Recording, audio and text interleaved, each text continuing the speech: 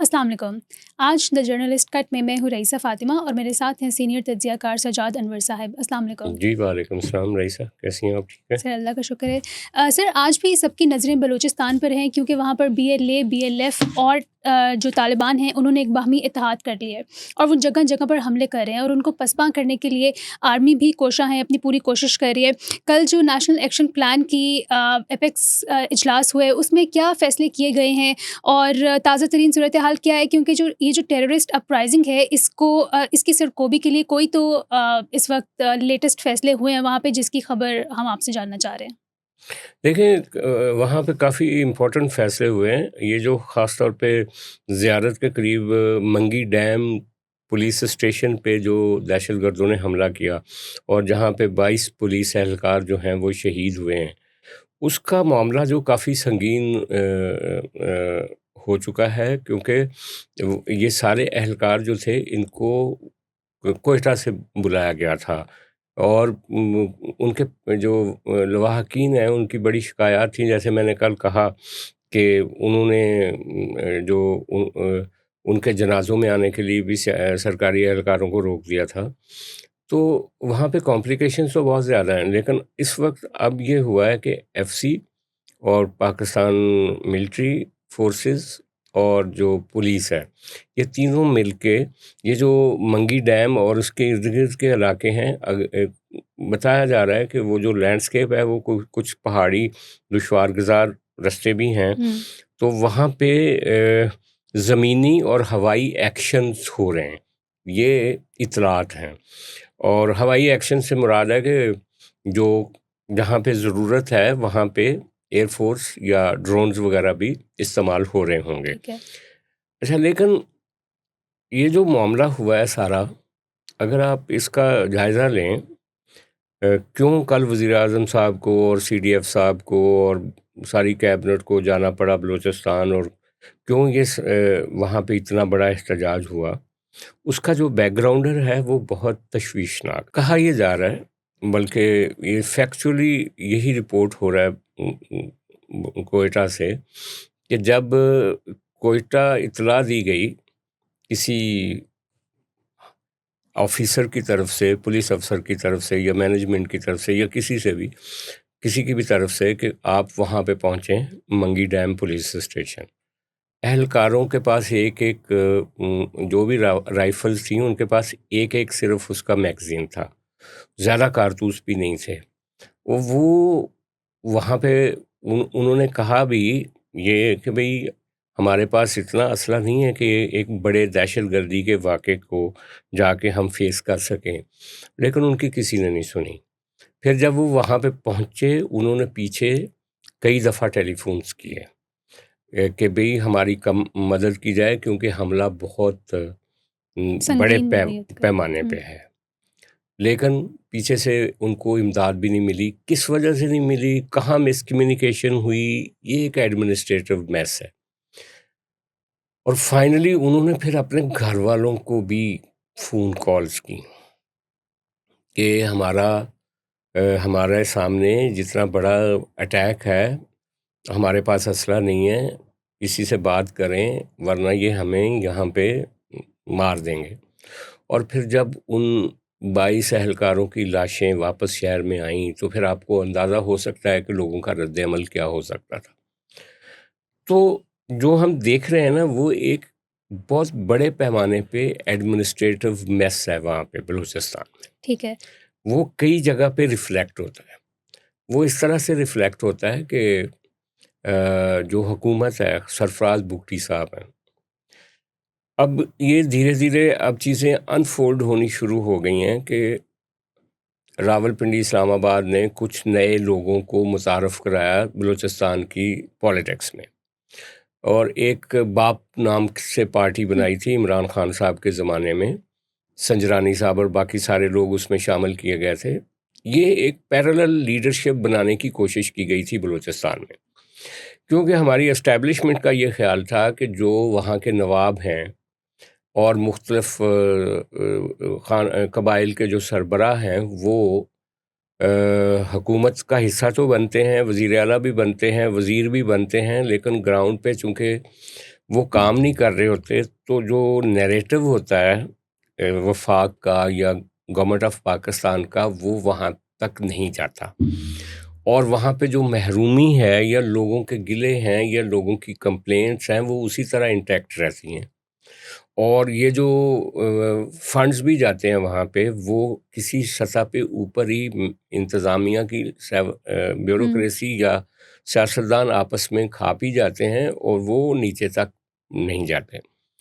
تو انہوں نے ایک بڑا اپنی طرف سے انوینٹ کیا، ایک نیا گروپ آف پولیٹیشنز، نئے لوگ جو کہ ریاست کے وفادار بھی ہوں، نیریٹو بھی بنا سکیں اور زمین پہ جا کے کام کریں جس سے ٹرن اراؤنڈ ہو جائے وہاں کے لوگوں کی رائے ٹورڈز وفاق، ٹورڈز جو پاکستانی ریاست کی وفاداری کے ساتھ وہ جڑ جائیں۔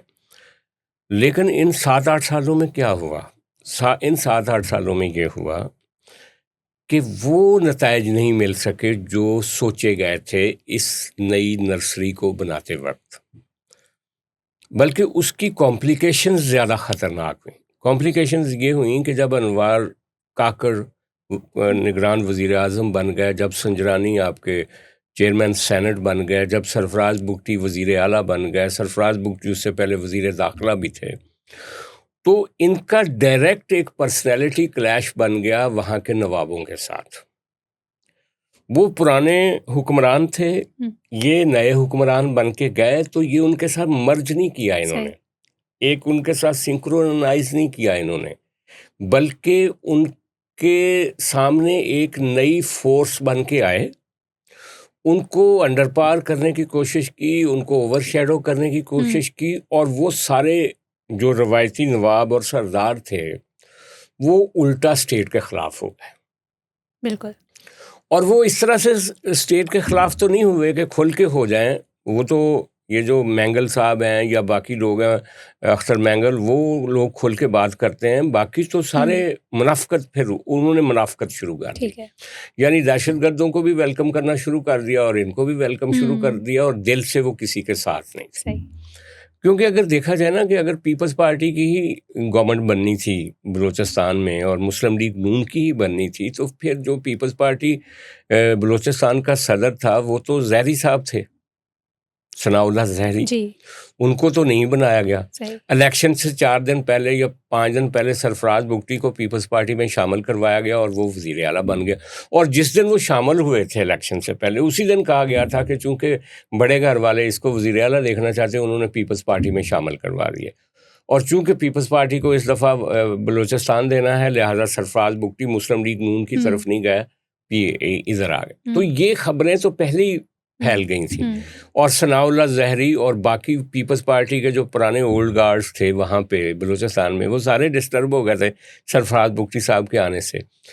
تو اگرچہ وہ یہ بڑے سمجھدار ذہین آدمی ہیں، لیکن بہرحال یہ وہ لوگ ہیں جو نئے آئے ہیں بلوچستان کی سیاست میں 5-10 سالوں میں، جو پرانے وہاں پہ 40-50 سال سے سیاست کر رہے ہیں لوگ، ان کا یہ متبادل نہیں بن سکے، نہ نیریٹو بنا سکے، نہ ان میں ضم ہو سکے، نہ وہ محرومی کم کر سکے، نہ مطلب وہ تمام نتائج نہیں مل سکے جو ان کی وجہ سے ملنے چاہیے تھے۔ ٹھیک ہے، لیکن اب جو اس کی نیچے اور زیادہ گہری اگر ہم نیچے جاتے ہیں نا، تو یہ جو مہرنگ بلوچ ہیں جی، اور ایک سبین دین ہے وہاں پہ، صبغت اللہ نہیں، سبین دین وہ خاتون ہے، یہ دونوں خواتین جو ہیں یہ اس وقت اینٹی پاکستان ایک کھل کے رول پلے کر رہی ہیں۔ اب لوگ کہتے ہیں بلوچستان کے کئی کہ بہت سارے موقع ایسے تھے کہ جہاں پہ آپ مہرنگ بلوچ کو اور سبین دین کو کلٹیویٹ کر سکتے تھے، اگر یہ کرتے تو آج وہ اتنے فاصلے پہ نہ چلے جاتے، کیونکہ ان لوگوں کے ساتھ بھی دونوں طرف سے نا، اب مہرنگ بلوچ کو بہت سارے لوگ یہ کہتے ہیں کہ وہ اینٹی پاکستان ہے، سبین کو بھی کہتے ہیں، لیکن جو کچھ ان کے ساتھ ہوا، جو وہاں کے لوگ رپورٹ کرتے ہیں کہ مہرنگ کے جو فادر تھے ان کو BLA نے اٹھایا اور ان کو کہا گیا کہ وہ ایجنسیوں نے اٹھا لیا ہے، یعنی BLA بہت سمارٹ گیم کر رہی تھی وہاں پہ، لوگوں کو ایجنسیوں سے ناراض کرنے کے لیے ان کے لوگوں کو اٹھا بھی لیتے تھے اور ان کو کہہ دیتے تھے کہ آپ کو، اور یہ نہیں تھا کہ ایجنسیاں نہیں اٹھاتی تھیں، ایجنسیاں بھی کچھ لوگوں کو جن کے اوپر ان کو شک ہوتا تھا ان کو یہ بھی اٹھاتے تھے. تو اسی طرح یہ سمی کا جو والد ہے اس کے بارے میں بھی کہا جاتا ہے کہ وہ پہلے BLA کے فاؤنڈرز میں شامل تھا، لیکن وہ BLA کے لوگوں کے رویے کی وجہ سے ان کو چھوڑ کے آ گیا، اور اب لوگ کہتے ہیں کہ ان کو مسنگ کر دیا گیا پاکستان کے اداروں کی طرف سے، حالانکہ کچھ لوگ کہتے ہیں کہ نہیں، ان کو BLA نہیں وہ کیا. اچھا، اسی طرح یہ جو نواب ہیں جیسے مینگل صاحب ہیں، مینگل صاحب اور سمیت یہ جو بیسیکلی 2 ریجنز ہیں بلوچستان میں، ایک ہے جھالاوان اور ایک ہے ساروان. جھالاوان کا ایریا جو ہے وہ ثناء اللہ زہری، نواب ثناء اللہ زہری کا علاقہ ہے، وہ وہاں پہ اتنی گڑبڑ نہیں ہے. جو ساروان کا علاقہ ہے جس میں تربت ہے، گوادر ہے اور دوسرے علاقے، وہ سارے علاقے زیادہ اس وقت گڑبڑ میں ہیں. لیکن اب تو خیر بلوچستان کے ارد گرد یہ زیارت کے علاقے یا پشتون علاقے جو ہیں ان کے وہاں پہ بھی دہشت گردی پھیل گئی ہے. اچھا، ان علاقوں میں جو ساروان ہے وہاں پہ سب سے موسٹ افیکٹو پرسن جو مینگل صاحب ہیں، کہہ رہے ہیں کہ وہ ریاست کے وہ جو مائنز کے جتنے ٹھیکے ہیں وہ بھی مینگل صاحب لیتے ہیں، لیکن مینگل صاحب BLA کو خوش رکھنے کے لیے ان کے حق میں بیانات بھی دیتے ہیں. یعنی یہ بھی ہے کہ ریاست بھی بلیک میل ہو کے ان لوگوں کو ٹھیکے بھی دیتی ہے اور پھر ان لوگوں کو پوری طرح سے اڈاپٹ بھی نہیں کرتی. ٹھیک ہے، کیونکہ یہ حقیقت ہے کہ BLA کا ان علاقوں میں جو فٹ پرنٹ ہے وہ ریاستی اداروں کے متبادل ایک طاقت کے طور پہ موجود ہے، اور وہ فٹ پرنٹ یہ نہیں ہوتا کہ آپ پہاڑ سے فائرنگ کر دیں یا کسی علاقے کو جا کے دہشت گردی کا حملہ کر دیں. وہ فٹ پرنٹ ہوتا ہے کہ لوگ یہ سمجھ رہے ہوتے ہیں کہ یہ BLA کہیں دائیں بائیں ہمارے آس پاس ہے. اور پھر یہ پچھلے 1-2 سال سے 2-3 سال سے انہوں نے 3-4 چیزیں کی ہیں جو ایک طرح سے مرج ہو گئی ہیں ساری، جو بھی یہ لڑاکا پارٹیاں جو BLA BLF اور باقی، اور اب تو طالبان کے ساتھ بھی ان کی فیڈریشن کہہ رہے ہیں بن گئی. یہ ان کا ایک اتحاد بھی ہو گیا ہے. پھر انہوں نے ایک مشترکہ انٹیلیجنس نیٹ ورک بھی بنا لیا جو کہ بہت بھیانک چیز ہے. وہ کوئٹہ میں ان وزراء کی موومنٹ اور ان بیوروکریٹس کی موومنٹ اور ہمارے فوجی دستوں کی موومنٹ کے لیے کا بھی ان کے پاس کوئی ڈیٹا وغیرہ کا سسٹم انہوں نے بنایا ہوا ہے. اور جو سب سے خطرناک چیز یہ ہے کہ انہوں نے یونیورسٹیز میں ٹیچرز، خواتین، پڑھی لکھی خواتین، اساتذہ کو، بچوں کو، بچیوں کو، ان کو برین واش کر رہے ہیں. دیکھیں یہ جو میں آپ کو بتاؤں کہ یونیورسٹیوں میں سب سے خطرناک چیز کیا ہوتی ہے، جو ہم بھی یونیورسٹیوں میں رہے، انقلاب، تبدیلی، اسٹیٹس کو کے خلاف ہر کوئی سوچتا ہے جی، اور وہ سوچتا ہے کہ میں نے تبدیلی کرنی ہے. یہ وہاں پہ آپ کا نیریٹو نہیں ہے، آپ کی ریاست کا نیریٹو نہیں ہے، علیحدگی پسندوں کے نیریٹو یونیورسٹیوں میں. اور پھر یہ جو مہرنگ یا سمی دین جو ہیں، یہ بھی انہی نیریٹیوز کی وجہ سے ہی اس طرح سے کوائن ہو کے سامنے آئیں. اور پچھلے دنوں ہم نے دیکھا خواتین جو بامبرز ہیں BLA کی، وہ کراچی تک پہنچ گئی تھیں. ابھی بھی خواتین کو اور اسٹوڈنٹس کو وہ استعمال کر رہے ہیں، موبلائز کر رہے ہیں. اور آپ نے کیا کیا ہوا ہے کہ پورے پاکستان میں اسٹوڈنٹس یونین پہ پابندی لگائی ہوئی ہے، پولیٹیکل پروسیس روکے ہوئے ہیں. بڑی غلطی ہے. اور یہ اس کو پھر آپ دیکھیں نا، ٹرانسلیٹ کریں کہ بلوچستان میں جہاں پہ آپ بات کرنا، کھل کے تبدیلی کی بات کرنا، ایک نئی تنظیم بنانا، بے شک اسٹیبلشمنٹ کے خلاف بات کریں، حکومت کے خلاف بات کریں، ان کو موقع دیں، یہ تو ہم نہیں کر رہے نا. اور جب نہیں کر رہے تو پھر ایسے موقعوں پہ نفرت، وہ جراثیم ہوتے ہیں جو جلدی جلدی تیزی سے پھیلتے ہیں. تو یہ ساری پیچیدگیاں ہیں. لیڈرشپ اپنے آپ کو کنسالیڈیٹ نہیں کر سکی جو نئی بنائی گئی. پرانے نواب جو ہیں وہ سمجھتے ہیں کہ ہمیں یہ انڈرمائن کرنے کی کوشش کی گئی، لہٰذا وہ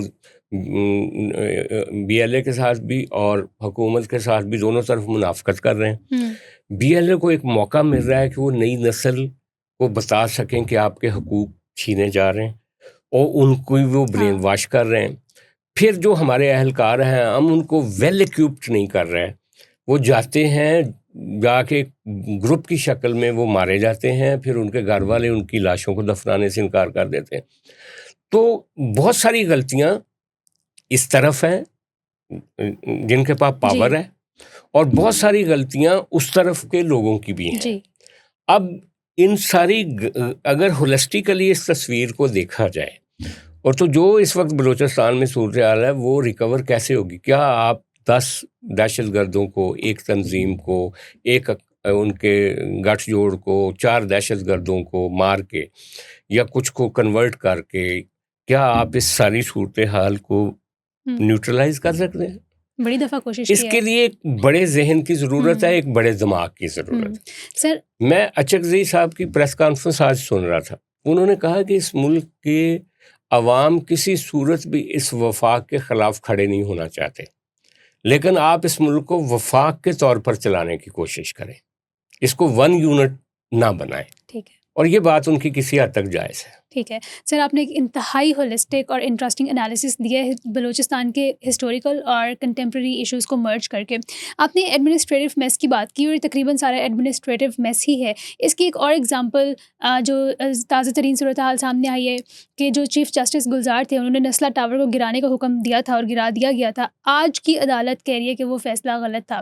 تو جن لوگوں کے گھر گر گئے, چلے گئے, جن کا اتنا نقصان ہوا, ان کا ذمہ دار کون ہے؟ اور اب آپ کی ایپیکس کورٹ اگر اس طرح کے فیصلے کر رہی ہے اور عوام کو تنگ کر رہی ہے, تو پھر باقی اداروں سے کیا ہی آپ ایکسپیکٹ کر سکتے ہیں؟ یعنی آپ انتہا دیکھیں, میں آپ کا سوال پہ ایک اور طرح سے پریشان ہو گیا ہوں کہ وہ جو ایک 100 سے زیادہ فیملیز تھیں جن کو ڈسٹرب کیا گیا تھا وہاں سے, تو وہ آج کے فیصلے کے بعد جھولی اٹھا کے جسٹس گلزار کو بددعائیں دے رہی ہوگی, جس نے اس بلڈنگ کو گرانے کا نہ صرف فیصلہ دیا بلکہ سندھ گورنمنٹ ہچکچا رہی تھی, سندھ گورنمنٹ ٹائم لے رہی تھی, بار بار ریکویسٹ کر رہی تھی کہ ابھی آپ یہ فیصلہ امپلیمنٹ نہ کروائیں, ابھی کچھ ان لوگوں کے ساتھ بات ہو رہی ہے, بلڈر کے ساتھ, فلاں کے ساتھ. انہوں نے کہا, گلزار صاحب نے, بدقسمتی یہ ہے کہ جب سیاست آ جاتی ہے نا آپ کے عہدے کے اندر, جیسے ثاقب نثار صاحب اچھلتے پھرتے تھے,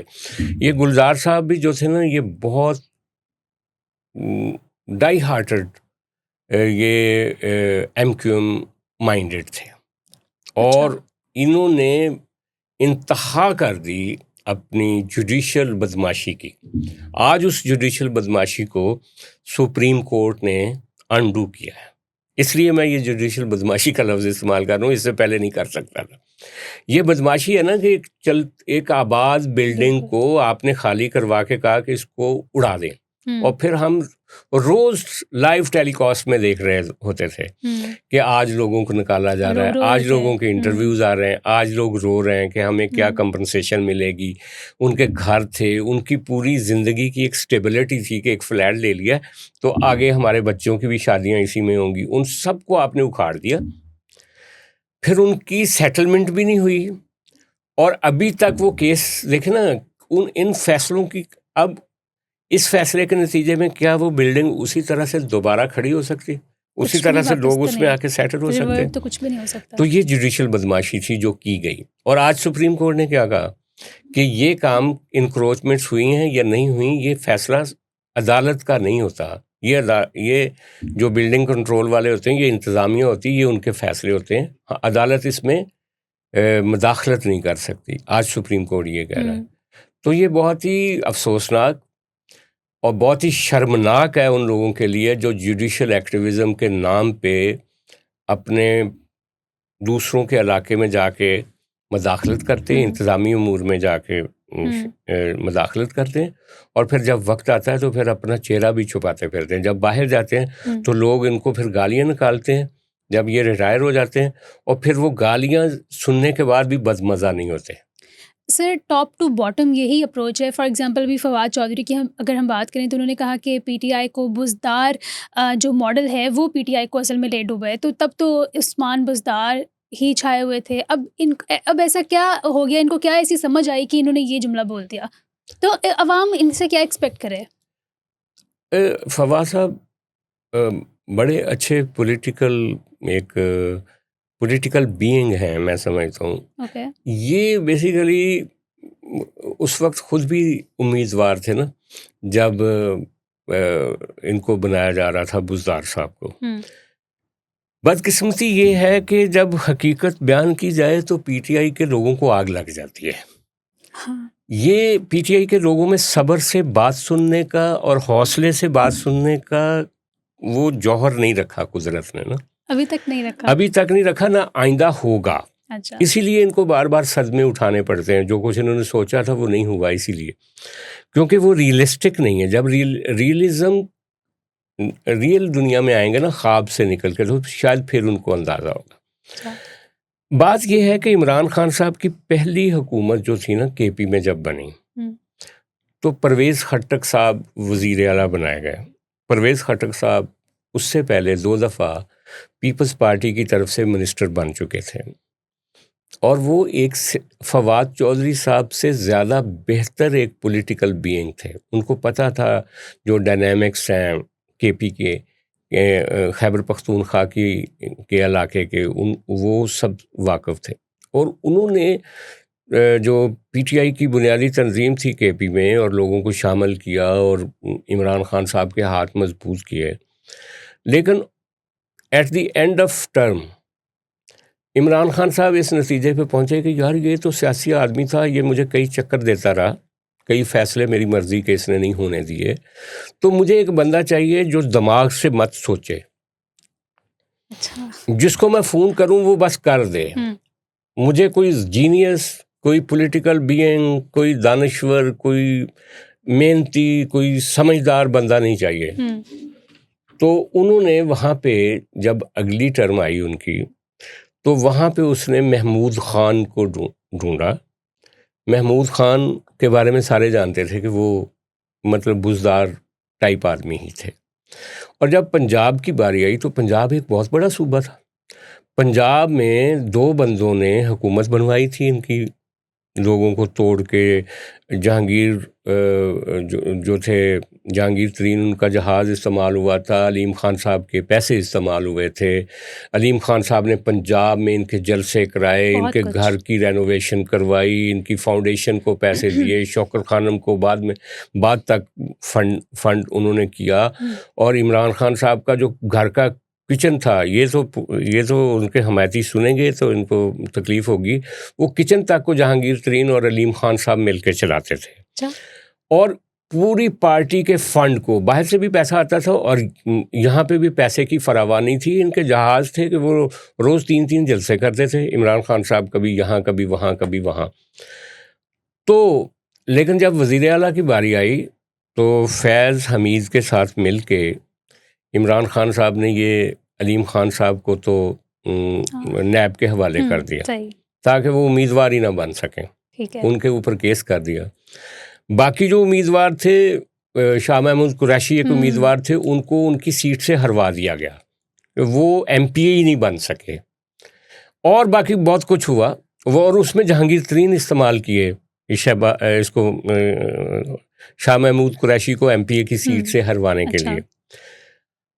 اور فائنلی یہ جو بزدار صاحب ہیں، ان کا کرا اس وقت نکلا. اور ان کا پیچھے ماضی کیا تھا؟ ان کا ماضی یہ تھا کہ ایک تحصیل کے یہ ناظم رہے تھے توسا کے، اور ان کا یہ تھا کہ انگریزی کا ایک نوٹ نہیں پڑھ سکتے تھے، اردو کا نوٹ بھی نہیں پڑھ سکتے تھے، اردو کا ایک پیراگراف بھی پورا کمپلیٹ نہیں پڑھ سکتے تھے. ہم نے نوٹس کیا ہوا ہے جو وہ تو سپیچز ایگزیکٹلی. اور پھر جب اس کو کسی نے پوچھا کہ آپ کیا کس پوزیشن پہ ہیں، تو انہوں نے کہا کہ میں پنجاب دا شہباز شریف لگ گئے ہیں.